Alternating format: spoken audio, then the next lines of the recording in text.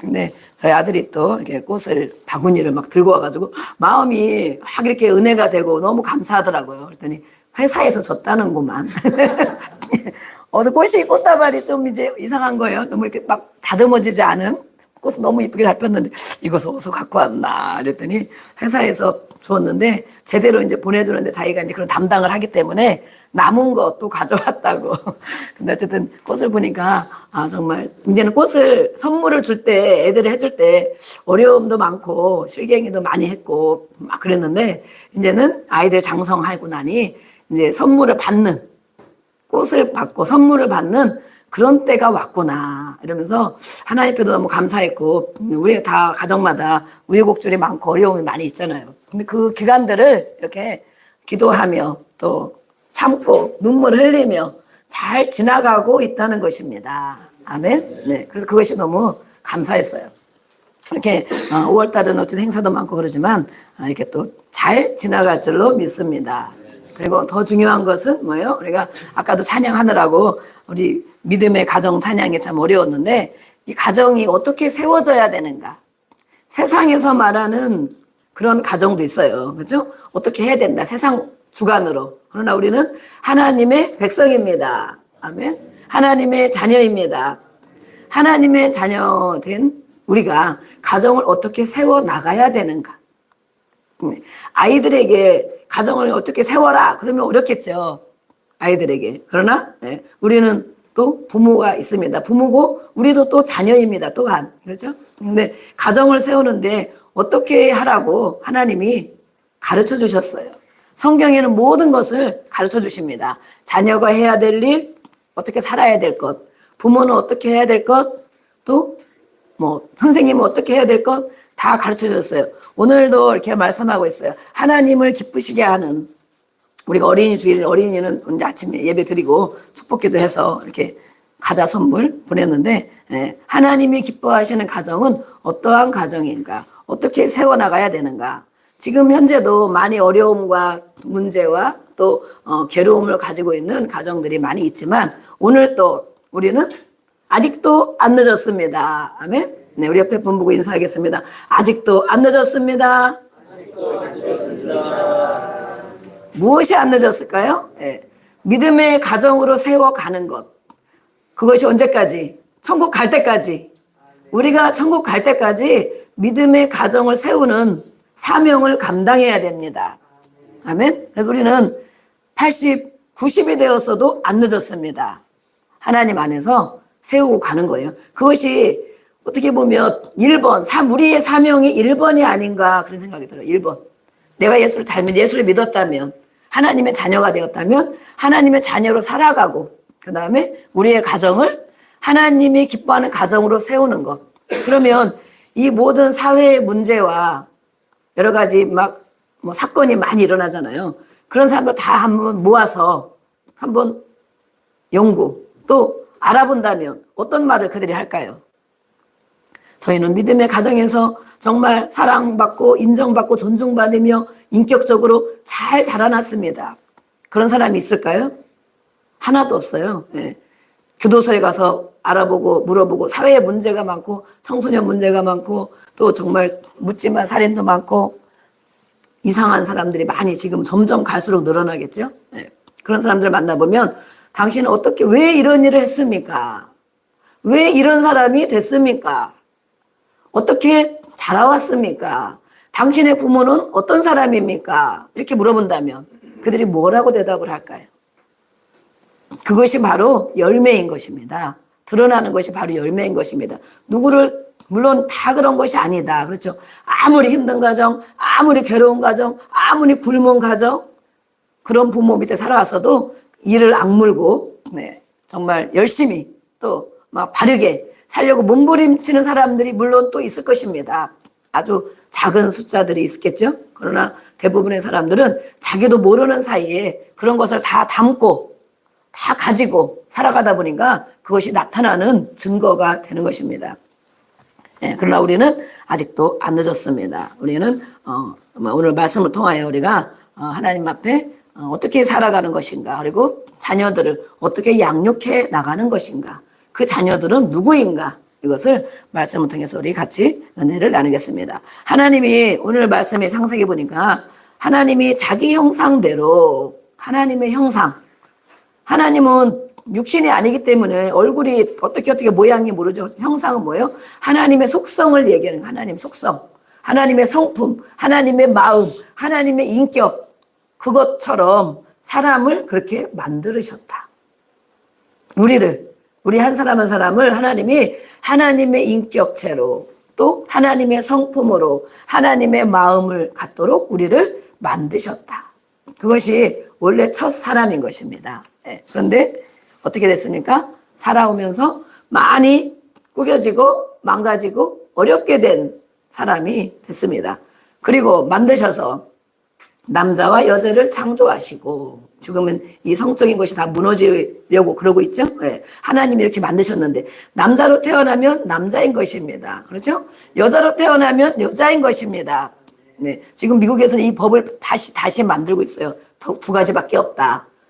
이 젠더 혁명이라고 그러는데 알고 보면 가지수가 너무 많다는 거예요.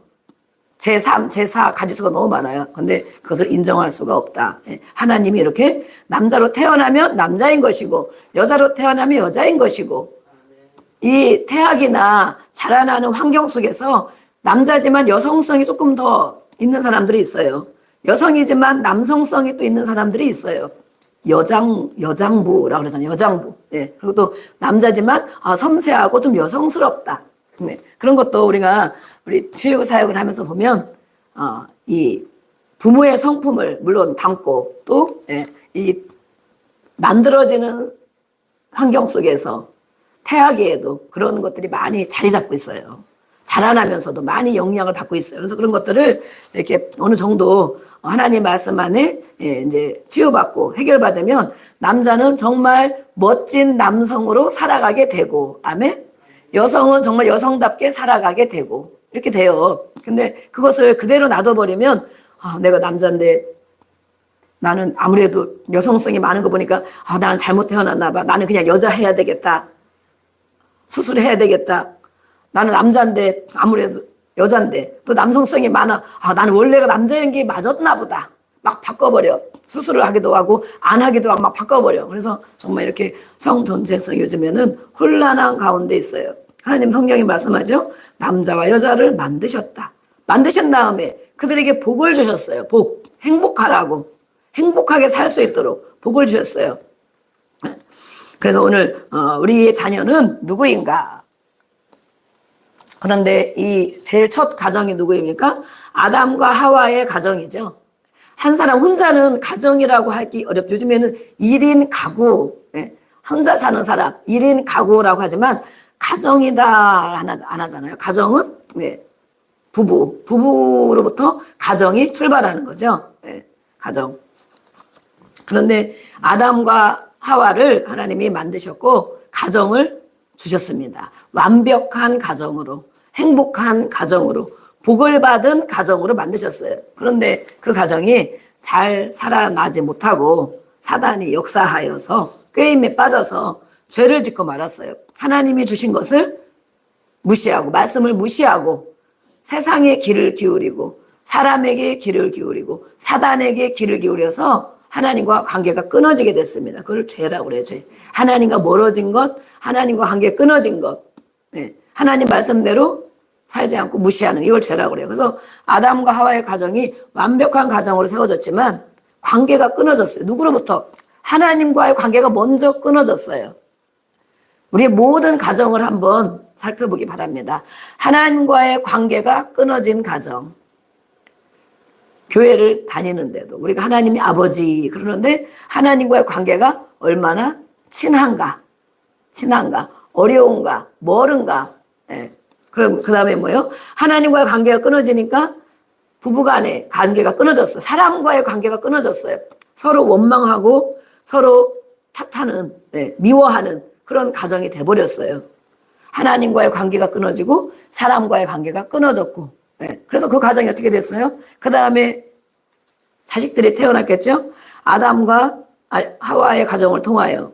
그 다음에 가인과 아벨. 그 다음에 셋, 여러 이제 자녀들이 태어나게 됐어요.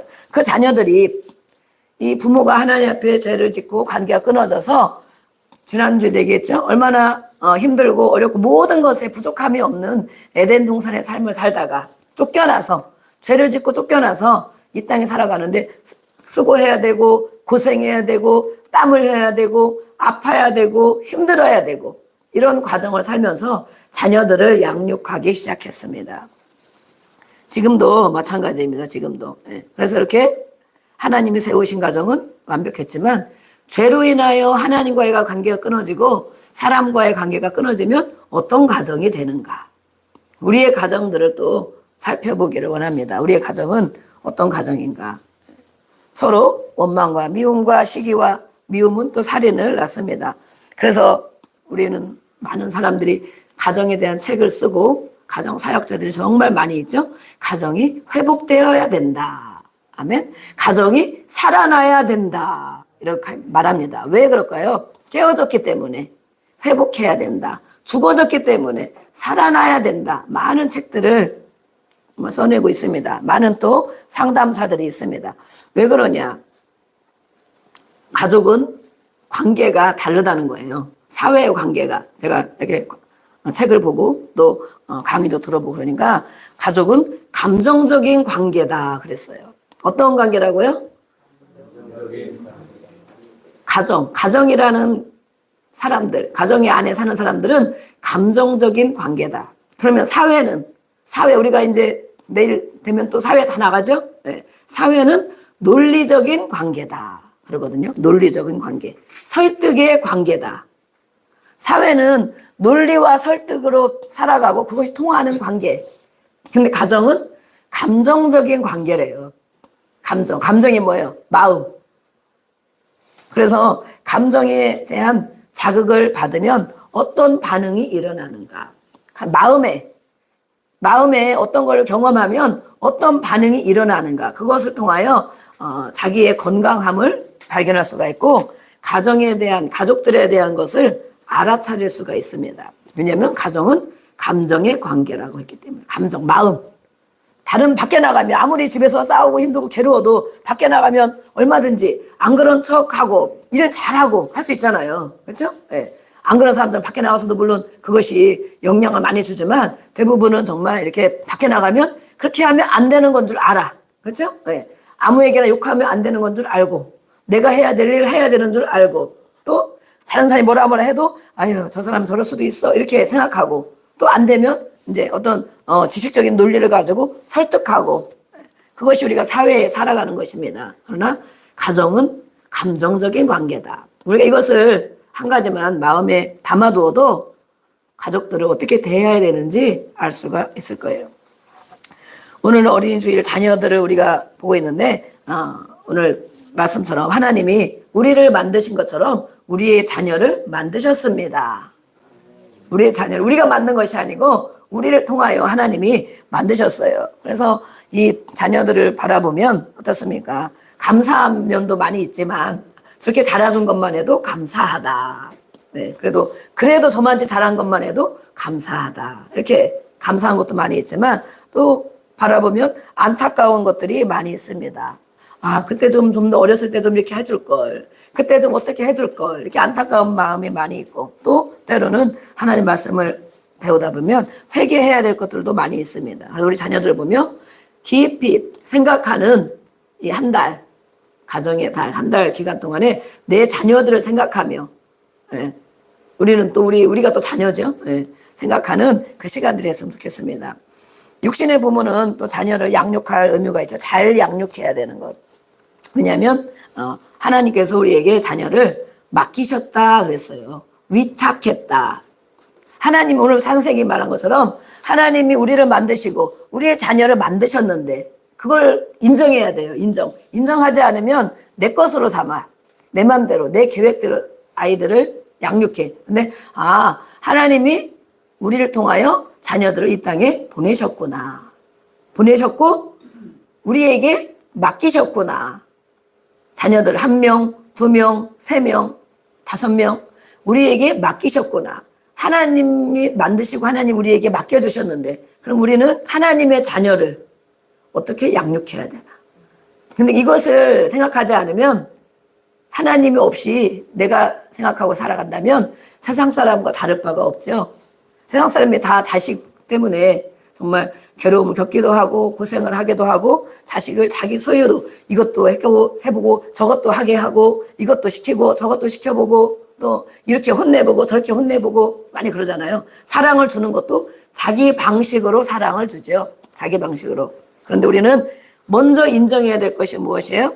하나님이 나를 만드신 것처럼, 나를 이 땅에 보내신 것처럼 우리의 자녀를 이 땅에 보내셨다. 우리 가정에, 우리 부부에게 자녀를 맡겨주셨다. 그래서 위탁이래, 위탁.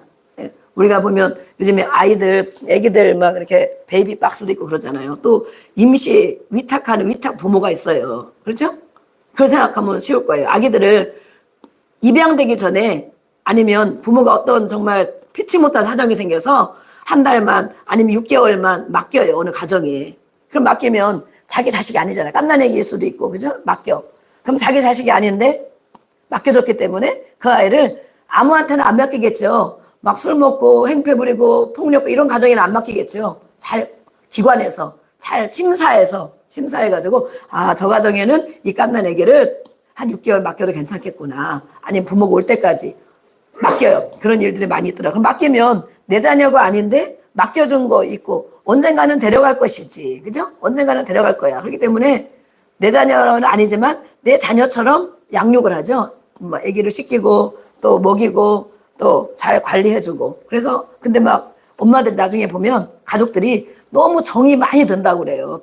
2개월, 3개월, 6개월 맡고 있는 동안 너무 정이 많이 들어서 정말 이 아이를 키웠으면 좋겠다. 우리 자녀로. 그런데 키울 형편이 안 돼.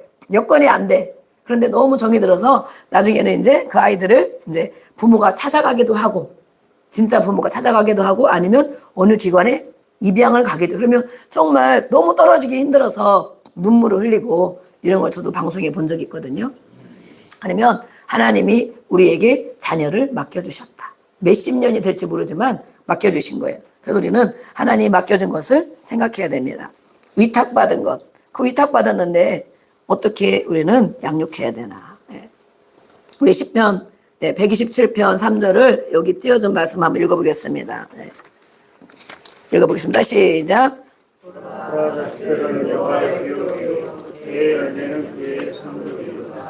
네, 아멘, 아멘. 하나님 말씀 읽으면 아멘 하는 것입니다. 시작. 네, 맞습니다. 인정하는 것이에요.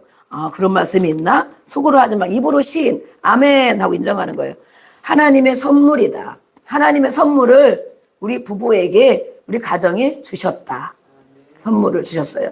선물은 아주 괴로우라고 선물을 줬을까요? 네, 아니죠? 정말 좋은 것을 선물 주잖아요. 누구 선물해야 되는데 가장 좋은 걸 생각하고 또 알아보고 선물을 하잖아요. 네, 선물을 주셨어요. 그래서 가장 귀하고 큰 기업이라고 말했어요. 자식이 기업이래, 기업. 네. 삼성, 현대 이런 기업. 우리에게 주신 기업. 그리고 상급이라고 말해요. 상급. 자녀를 주신 것 자체가 상급이래요. 우리를 믿고 맡겨주신 하나님의 상급. 네. 그리고 그것이 바로 축복이라고 성경에 기록하고 있습니다. 봐라. 이것이 바로 하나님의 선물이다. 그 선물이 근데 늘 기쁘고 좋으면 다행인데 선물을 주신 것을 인하여 너무 괴롭죠. 괴로움을 많이 겪죠. 그 선물 때문에 눈물을 많이 흘리죠. 그 기업 때문에 눈물을 많이 흘립니다. 눈물을 많이 안 흘리면 분노, 막 화가 막 치밀어요. 그 선물을 볼 때마다. 선물인데 하나님 분명히 우리에게 선물을 주셨는데 막 근심이 돼. 그 선물 때문에 근심이 돼. 여러분 어때요? 근심이 많이 됩니까? 막 화가 막 볼 때마다 치밀입니까? 아니면은 그 선물을 볼 때마다 눈물이 납니까? 네, 우리 부모가 겪는 일들이 여러 가지가 있죠. 하나님 말씀에 선물이다. 너의 축복이다. 상급이다. 근데 어떻게 우리가 할 때 아까 말한 것처럼 하나님이 주신 말씀으로 맡겨주신 것을 하나님 맡겨주신 것을 인정하고 양육할 때 이렇게 된다는 거예요. 그러나 내 생각으로 내 계획으로 세상의 방법으로 자녀를 양육하면 슬픔과 괴로움이 많은 것입니다. 안 되거든요. 세상에 비교가 되고 누구 자식은 저렇게 되는데 왜 내 자식은 이럴까? 누구 자식은 이러는데 왜 쟤는 저럴까? 예, 많이 그런 일도 있어요. 네. 하나님은 신명기에도 말씀하고 있어요. 내게 복을 주셨다. 복을 주셨는데 내 몸의 소생과 자녀가 있다면 정말 복을 받은 것입니다. 아멘. 지금은 자녀를 결혼도 안 하겠다. 자녀를 안 낳겠다. 왜 자녀를 아이들이 안 낳으려고 그럴까요? 돈 든다. 뭐 그것도 있어요. 그러나 아이들은 아직 모르죠. 자녀를 통하여 얻는 감사와 기쁨을 모르죠. 모르기 때문에. 그래서 아이들은 효도를 한답니다. 모든 아이들은 효도를 다 한답니다. 지금 안 하는 것 같죠? 다 이미 했어요. 많은 학자들이, 상담사들이 말하고 있어요. 아이들은 1살부터, 지금은 미운 3살, 4살, 1살부터 5살까지 모든 효도를 다 한 거래. 기쁨을 주었대. 부모를 행복하게 하고 웃음을 주고 행복을 주고 기쁨을 주었답니다. 부모에게. 그 자녀를 양육한 부모만 그걸 알게 되겠죠. 지금 아이들은 그걸 모르잖아요. 돈도 많이 들어가고 엄마 아빠를 보니까 맨날 힘들어하고, 그죠? 막 혼내고 짜증내고 괴로워하는데, 야, 왜 자식은 왜 낳냐? 낳지 말고 그냥 우리 둘이 재밌게 살면 되지. 여행 다니고 먹고 싶은 거 먹고. 그 괴로운 자녀를 왜 낳냐? 괴로운 자녀를. 네. 돈만 많이 들어가는 그 자녀를 맨날 힘들고 어렵고 때리고 욕하고 막 이러는데 그 자녀를 왜 낳냐? 나는 절대 안 낳을 거야. 이런단 말이야, 아이들이. 우리가 아이들이 우리 부모의 모습을 보고 살아야 돼요. 아, 자녀를 통해 감사하고 얼마나 정말 존중하고 이런 것을 보여주면 아, 그런 생각을 아마 하지 않을 수 있어요. 근데 지금 사회가 그렇게 정말 이끌어가고 있어요. 방송에서도 그렇게 이끌어가고. 그래서 이렇게 하나님 우리에게 복을 주셨는데 바로 신명기 28장 11절 말씀처럼 내 몸의 소생, 자녀를 주신 것 자체가 축복이다. 이렇게 말씀하고 있어요. 또 128편, 우리 아까 10편 안 썼죠? 128편의 3절에 보면 하나님을 섬기는 자, 하나님을 경외하는 자에게는 어떤 축복을 주시는가? 내 집 안방에 다 둘러앉은 가족들, 또 아내, 식탁에 둘러앉은 자식들, 어린 감람나무다라고 축복하셨어요. 이것은 뭐예요? 어린 감람나무. 이스라엘에 꼭 필요한 것이 감람나무죠. 올리브나무. 그것을 통하여 산업이 되기도 하고 또 많은 곳에 쓰이는 그런 약재가 되기도 하고 꼭 필요한 거예요. 그리고 어린 감람나무. 장래가 촉망받는 그런 어린 감람나무다. 앞으로 얼마든지 뻗어나가고 든든한 정말 거목이 될 만한 그런 것이다. 꼭 필요한 것이다. 그래서 어린아이들을 축복하셨어요. 그런데 정말 그런 것이냐? 아까 말한 것 하나님이 선물로 주셨다는데 정말 그런 것이냐?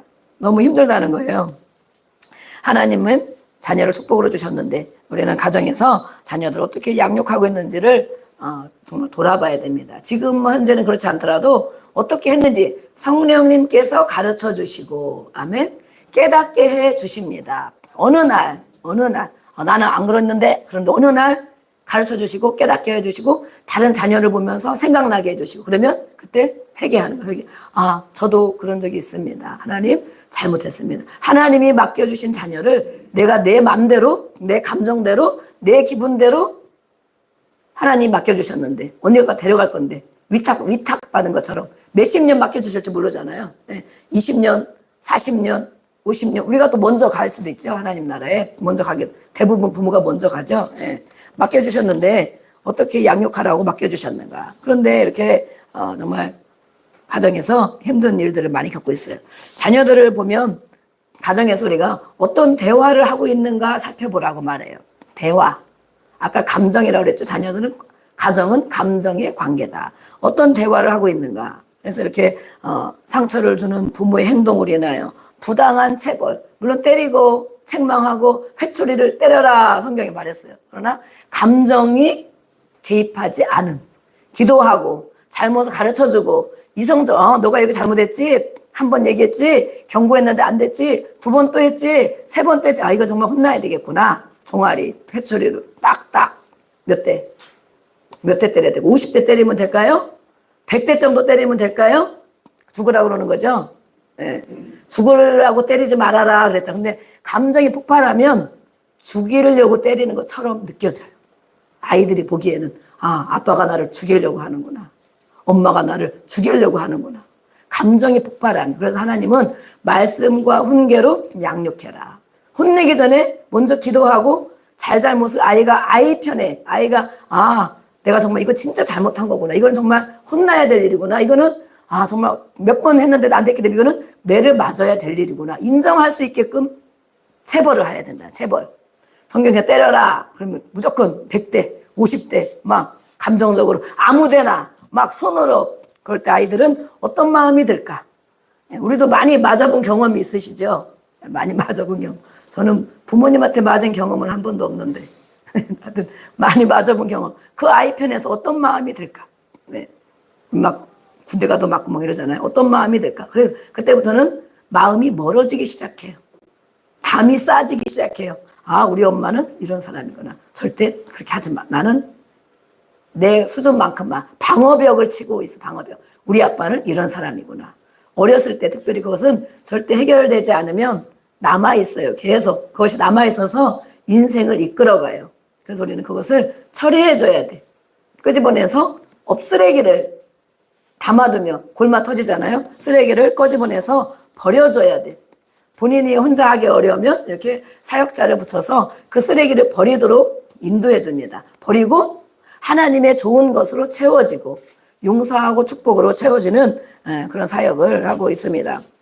이렇게 어떤 대화를 하고 있는가 보면 알 수 있어요. 그래서 지금의 아이들이, 우리의 자녀들이 왜 순종을 하지 않는가? 부모의 말을 잘 들었으면 좋겠는데 왜 이런 말은 듣고 저런 말은 안 듣고 왜 양육하기가 힘든가? 우리는 우리 자녀의 아버지, 부모가 있어요. 우리가 육신에 맡은 부모이지만 진짜 아버지가 있다는 거예요. 진짜 아버지. 우리는 뭐예요? 가짜 아버지, 가짜 엄마.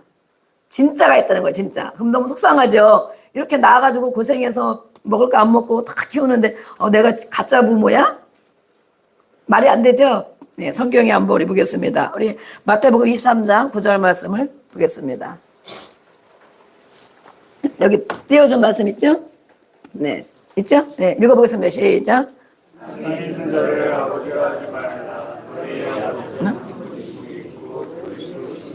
네, 예수님이 가르쳐 주셨어요. 땅에 있는 자, 우리는 하늘에 있는 자가 아니고 땅에 있는 자죠. 땅에 아빠가 있고 엄마가 있다, 부모가 있다. 그러나 그분이 아까 말한 것처럼 하나님이 맡겨주신 양육자다. 양육자, 위탁자, 위탁 부모. 그런데 진짜 아버지가 있다. 진짜 아버지는 어디에 있다고 그랬습니까? 하나님 아버지다. 진짜 아버지는 하나님 아버지라는 거예요. 참 아버지. 참 아버지는 하나님이신데 우리의 자녀들에게 진짜 아버지가 있다고 한번 오늘부터 생각해 보세요. 나는 위탁받은 부모구나. 하나님 맡겨주셨구나. 그러면 진짜 부모, 진짜 아버지는 바로 하나님 아버지신데 그분은 참 아버지다라고 말씀했어요.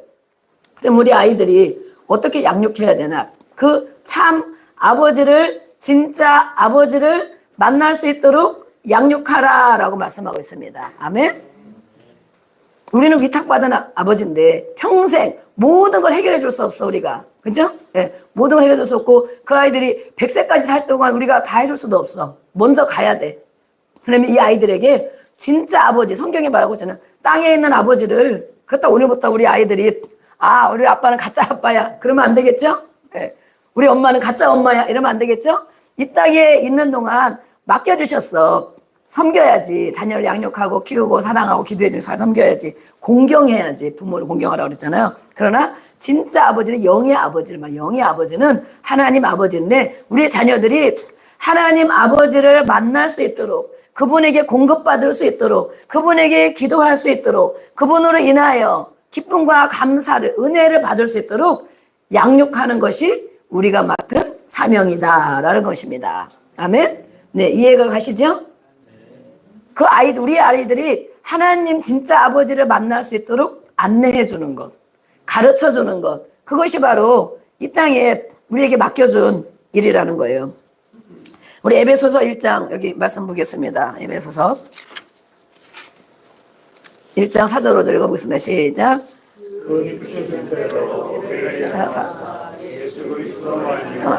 자기의 아들들이 되게 하셨으니 이는 그가 사랑하는 자에서 그들에게 거저 주시는 그의 은혜의 영광을 찬송하게 네. 아멘. 아멘. 시작. 아멘. 맞습니다. 네. 우리를 택하셨어요. 우리 자녀들도 택하셨어요. 그래서 예수님을 통하여 하나님의 아들, 하나님의 자녀가 되도록 하셨다는 거예요.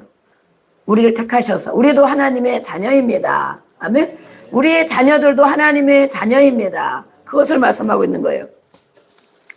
요한복음 1장 12절에는 말씀하고 있죠. 영접하는 자, 곧 그 이름을 믿는 자들에게는 하나님의 자녀가 되는 권세를 주셨습니다. 우리는 나에게만 해당된다고 생각해.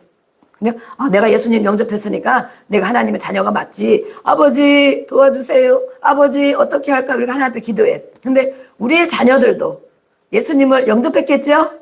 아멘? 영접했으면 누구의 자녀입니까? 그렇죠. 우리가 하나님의 자녀인 것처럼 우리의 자녀들이 예수님을 구세주로 영접했다면 그들이 바로 하나님의 자녀인 거예요. 근데 내 자녀라고만 생각해. 그들이 하나님의 자녀라고 생각하지 않아. 그들이 하나님의 자녀가 되어서 하나님의 자녀된 권세를 누리도록 살아가도록 우리가 가르쳐주고 안내해주고 보여줘야 되는데, 상관없이 그냥 예수님 믿으니까 교회 다니니까 우리 아이들도 천국에 가겠지 이렇게 생각하고, 나는 하나님의 자녀다 이렇게 생각해요. 오늘 말씀하고 있어요. 갈라디아 4장 6절에는 또 말씀하고 있어요. 그분을 아빠 아버지라고 불러라 라고 말씀했어요. 진짜 아빠. 그래서 우리 아이들이 하나님을 찾도록 만들어주는 것, 진짜 아버지를 만날 수 있도록 안내해주는 것, 가르쳐주는 것, 그것이 바로 우리가 해야 될 일입니다. 예수님도 본을 보여주셨죠. 마태복음 6장 9절 우리가 주기도문에 있는 것처럼 하늘에 계신 우리 아버지여 이렇게 말씀했어요. 아버지가 계신 진짜 아버지가 바로 하나님 아버지라는 거죠. 우리도 하나님 아버지 부릅니다. 그럼 우리 아이들이 마찬가지로 하나님을 아버지, 아빠, 아버지, 아빠라고 부르라는 거예요. 하나님을. 어렵죠? 하나님은 거룩하고 막 대단하신 분인데 하나님 어떻게 아빠라고 부르지? 예수님이 가르쳐 주셨어요. 바울이 가르쳐 주셨어요. 이렇게 부르라고. 우리가 아빠지만, 우리가 엄마지만 우리는 위탁받은 부모고 그 아이들의 모든 장래를 책임져 줄 수 없다. 영혼도 생각도 마음도 다 해결해 줄 수가 없다. 그들이 진짜 아버지, 참 아버지를 찾도록 양육해야 된다라고 말했어요. 네. 그래서 이 부모의 유업을 있게 해주시고 인도해 주셨는데, 그럼 우리는 육신의 생각으로만 살아가면 우리 자녀들을 내 소유로 생각을 다 하잖아요. 내가 낳고, 내가 낳았다, 내가 공부시켰다, 내가 안 먹고 안 쓰고 키웠다, 또 힘들고 어려운데 밥 해줬다, 그렇죠? 밥 해줬다, 빨래 빨아줬다, 내가 다 했기 때문에 내 자녀로 생각을 하는 거예요. 그런데 오늘 하나님이 이렇게 말씀하고 있어요. 그러면서 뭐라고 말씀하냐? 하나님을 우리가 하나님을, 우리도 하나님의 자녀이기 때문에 하나님을 사랑하고 순종해야 되는 것처럼 우리의 자녀들이 그렇게 살아갈 수 있도록 인도해 줘야 되는데, 그 예수님, 구세주, 하나님, 그분보다 자녀를 더 사랑한다 그렇게 말하는 거예요. 자녀를 선물로 주셨습니다. 아멘. 선물만 너무 좋아라 해. 받은 선물만. 그 선물 준 분은 생각을 안 해.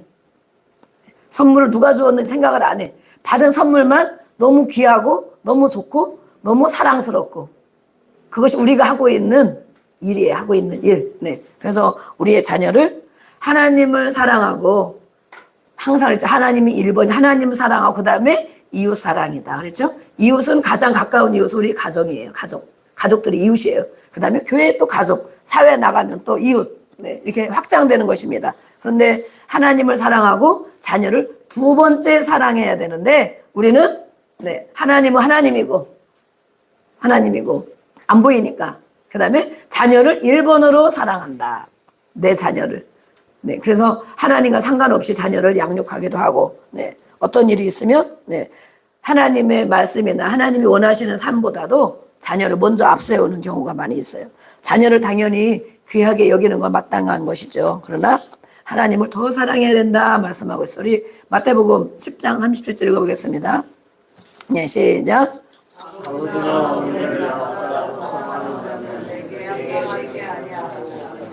아멘. 사랑하는 자는 아멘. 네. 하나님은 우리의 모든 인생을 책임져 주시고 영원까지 책임져 주시는 그 하나님인데 하나님을 더 사랑해야 되는데 그렇지 않고 우리 육신의 것들을 더 사랑한다는 것입니다. 합당하지 않다. 그렇게 하면 안 된다. 이렇게 가르쳐 주고 있습니다. 엘리야와 우리 사르밧 과부의 일을 알고 있죠. 엘리야는 하나님의 선지자입니다. 그렇죠? 네. 하나님이 말씀했어요. 너는 어디로 가라. 사르밧으로 가라. 가면 과부가 한 사람이 있을 것이다. 그에게 가서 거기 가서 좀 있어라. 이렇게 했어요. 엘리야가 갔습니다. 갔는데 사르밧 과부에게 갔더니 먹을 것 좀 나를 좀 먹을 것 좀 주시오. 그러니까 너무 가뭄이 들고 어려운 환경이었어요. 예, 그래서 기름이 조금 남고 밀가루가 조금 남았는데 이게 마지막 아들하고 둘이 사는데 과부니까 그죠? 마지막 이걸 먹고 나는 이제 먹을 게 없으니까 죽는 것이구나 이러고 있는데 하나님 선지자가 와서 자기에게 먹을 거를 달라는 거예요. 여러분 같으면 어떻게 하겠어요? 미친 거 아니야? 그러겠죠? 지금 상황이 어떤 상황이 나라의 흉년이 몇 년씩 들어서 정말 아무것도 먹을 게 없는 상황인지 알지 못하느냐. 그리고 어떻게 알기는 귀신같이 알았다고 하면 안 되죠. 어떻게 알고 이렇게 쬐끔 남은 이거를 이 어린 아들과 난 이거 먹으면 먹을 게 없는데 어떻게 아무리 하나님의 사람이라 할지라도 그걸 내놓으라고 합니까? 말이 안 되죠. 그렇게 잔인합니까? 이렇게 할 거예요. 잔인한 하나님의 사람. 네. 엘리야가 잔인한 하나님의 사람. 근데 하나님이 지시하셨어요. 왜? 그에게 복을 주시려고. 그 가정에 복을 주시려고. 우리가 내놓는 것 같지만 하나님이 우리에게 복을 주시려고. 그래서 이 가부는 정말 하나님의 사람을 알아보고 그것을 자기가 어린 자식이 먹고 살아야 되는데 그분께 드렸어요. 만들어서. 그러면 정말 다 죽어야 되잖아요. 이제 끝이잖아. 끝. 먹을 게 없었어. 그런데 하나님께서 하나님의 말씀이 임하니 그 가정에 다른 가정은 다 힘들고 어렵고 괴로운데 먹을 게 없는데 그 가정에는 가루가 떨어지지 않고 가뭄이 끝날 때까지 계속 잘 먹고 지냈다는 거예요. 아멘. 우리는 그렇게 정말 할 사람이 아무도 없을 거예요. 진짜로. 저도 그렇게 할 수 있을까요? 네. 어차피 죽는 거니까 그래 어차피 죽는데 하나님의 사람이랑 대접하고 죽자. 네. 그런 마음이 조금 있을 수도 있어요. 이렇게 하나님을 더 사랑해야 된다는 것. 네. 자녀의 축복은 부모의 신앙에 달려있다라고 말하고 있습니다. 그래서 이 출애굽 20장 6절에 말하고 있어요. 하나님을 사랑하는 자, 그 계명, 말씀을 지키는 자에게는 천대까지 은혜를 베푸신다. 아멘. 부모가 우리가 하나님을 사랑하고 하나님 말씀을 지키려고 다 지킬 수는 없지만 지키려고 노력하고 또 깨닫고 회개하고 늘 그렇게 살아간다면 자녀와 후손에게 복을 주시겠다라고 약속하셨어요. 하나님께서 복을 주시기 위해서. 창세기 26장 24절에는 말하고 있어요. 내 아버지 아브라함. 그럼 누구에게 하는 말입니까? 아브라함의 아들 이삭. 네, 이삭에게 한 말이죠. 내 아버지 아브라함이 어떻게 살았는지 내가 알고 있다. 우리 부모는 어떻게 살으셨을까요? 그래서 그것으로 인하여 그것 때문에 너와 함께 하나님이 너와 함께 있겠다. 너에게 복을 주겠다. 내 자손이 또 번성하게 해주시겠다.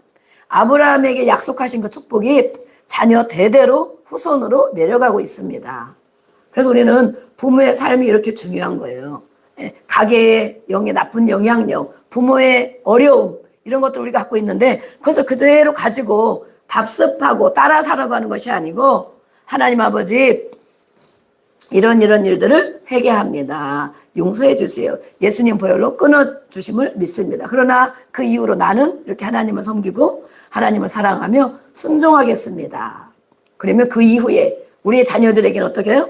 천대까지 은혜를 베푸시고 아멘. 오늘 약속하신 것처럼 성경을 다 읽지 못하지만 아브라함이 하나님을 섬기고 말씀을 따라 살았다고 고백하고 있어요. 아브라함이란 믿음의 조상이 하나님의 말씀을 따라 살아갔다.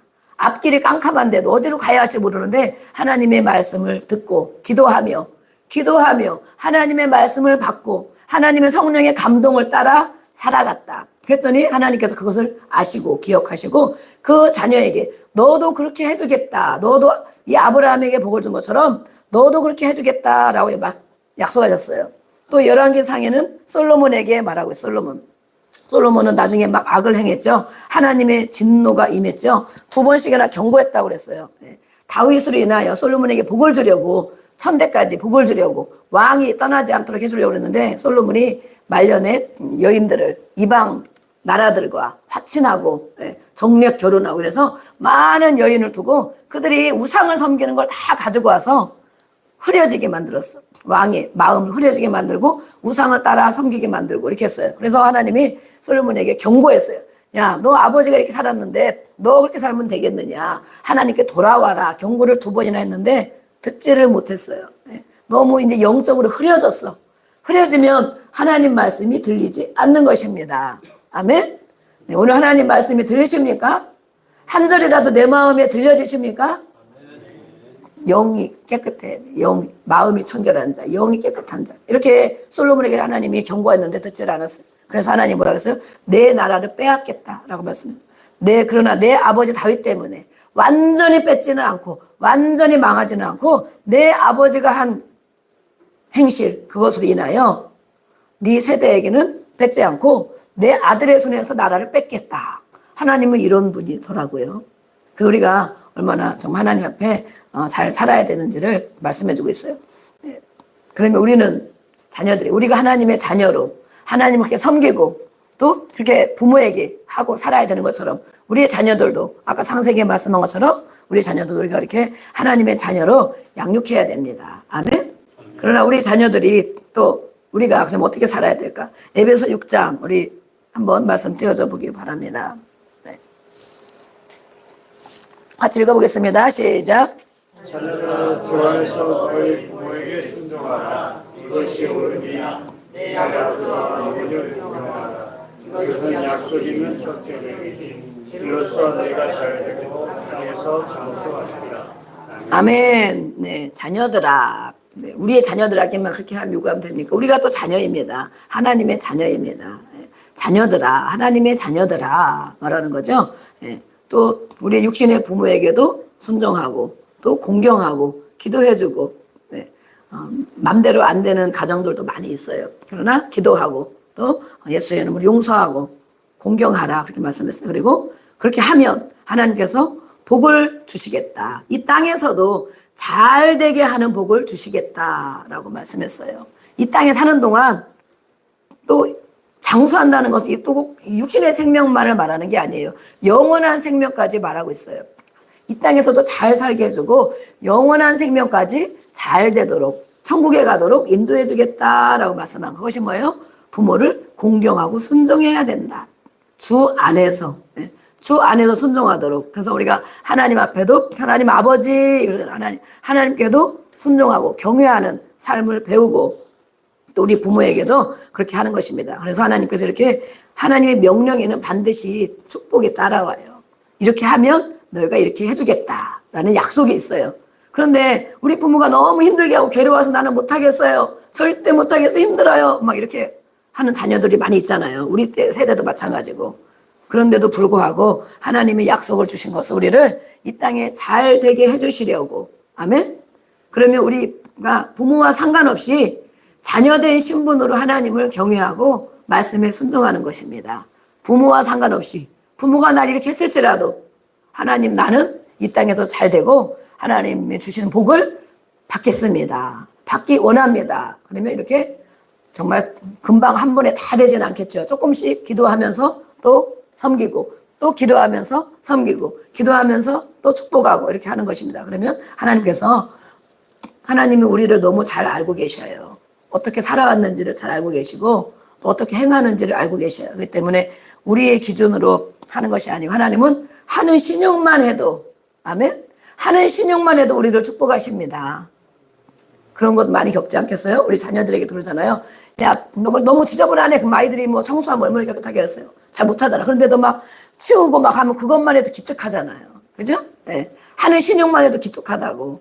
하나님은 바로 그런 분이에요. 우리가 하나님 앞에 또 하나님의 자녀로 그런 마음을 가지고 살아가고 우리의 부모를 그렇게 할 때 하나님은 우리를 이 땅에서도 잘 되고 또 영원한 천국까지 인도하신다는 약속을 주셨습니다. 아멘. 네. 우리는 자녀들이 우리에게 효도하기를 바래요. 그죠? 네, 우리도 분명히 효도를 열심히 하고 있죠. 가정사역자들이 말하고 있어요. 어떤 자녀들이 있는가? 같이 있을 때 편한 자녀의 관계. 그들이 바로 효도하는 사람이다. 나중에도 그들이 효도한다. 나중에도. 어떤 자녀?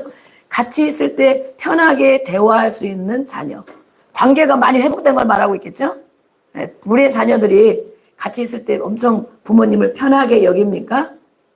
어떤 것 같습니까? 이런 말 저런 말 다 하고 편하게 여깁니까?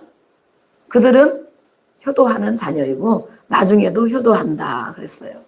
네. 들어오기만 하면 방으로 들어가고 무슨 말하면 예 단답만 하고 별로 얘기 안 하고 질문하는 것만 답하고 그렇습니까? 부모는 자녀가 잘할 줄로 믿고 기다려주고 격려하는 그런 마음을 가져야 됩니다. 어떤 부모는 일일이 자녀들의 모든 사사건건 체크하는 부모가 있대요. 어떤 가정 사역자가 말하더라고. 체크하고 또 지적하고 그런 것은 금물이다. 어느 정도 우리가 물론 이렇게 가르치느라고 할 수가 있겠죠. 그러나 막 조금도 못 참고 야 너 그거 했어? 왜 저거 안 했어? 이거 안 했어? 이렇게 체크하고 금방금방 지적하는 것. 그런 자녀들이 정말 잘할까? 잘할까?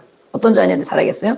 마음의 감동을 자주 받는 자녀들이 잘한다 그랬습니다. 그래서 아까 말한 것처럼 가족들은 감정의 관계다. 이거 맞는 거예요. 감정. 어떤 걸 했어도 아이들이 감정에 어려움 없이 지낸다면 괜찮겠죠. 그러나 이렇게 일일이 부모의 눈높이에 맞춰서 기대치에 맞춰서 계속 체크하고 가르치고 지적한다면 그 아이들은 그렇게 부모에게 마음을 열지 않는다는 거예요. 친해지고 싶지 않다는 거예요. 너 나한테 뭘 또 지적하겠지? 이것도 뭘 하겠지? 이렇게 눈치 보고 눈치를 많이 보는 자녀들. 네. 눈치를 많이 보는 자녀들이 있습니까? 너무 엉망진창으로 풀어줘도 물론 안 되겠죠. 네. 그러나 마음의 감동을 자주 받는 자녀. 그들이 바로 그게 당연한 것 같지만 고마움을 표현하고 그렇게 살아간다고 합니다. 그리고 마음에 여유가 있는 부모. 네. 여유가 있어야 돼, 마음에. 그래. 조금 오늘 피곤한가 보다. 조금 있으면 하겠지. 네. 기다려주고. 네. 이렇게 하는 사람. 자녀의 마음을 알아줘야 된다고 말했어요. 또 한 가지는 소통하는 부모가 되어야 된다 말하고 소통하는 자신은 어떤 부모인지 우리가 또 바라보기 원합니다. 자녀의 속마음을 읽어야 된다. 우리 책 나중에 다 끝났으니까 마지막 거 띄워주시면 되겠어요. 자녀의 속마음을 읽어야 된다. 겉으로 하는 걸 바라보지 말고 제가 왜 저럴까? 제가 왜 저런 마음이 있을까? 제가 왜 저렇게 말을 할까? 속마음. 우리도 속마음을 누가 알아주면 너무 기분이 좋죠? 겉으로 있는 것만 탁탁 지적하고 그러면 그 다음부터 얘기하고 싶지 않죠. 그러나 속마음을 아이고 많이 힘들어서 그랬나 보네.